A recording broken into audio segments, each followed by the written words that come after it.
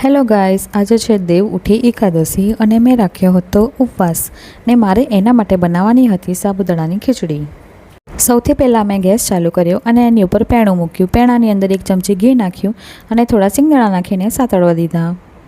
સિંગદાણા લાલ થઈ જાય એટલે એને આપણે અલગ ડીશમાં કાઢી લેવાના। એના પછી ઘીની અંદર આપણે થોડું જીરું નાખ્યું। જીરું આપણે થોડી વાર સાતળવા દેવાનું છે।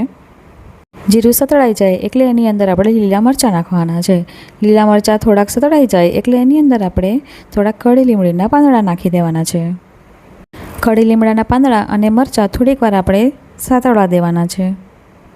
મરચાં અને કળી લીમડાના પાંદડા સતળાઈ જાય એટલે આપણે એની અંદર જે પહેલેથી સાતળેલા સિંગદાણા હતા તે નાખી દેવાના।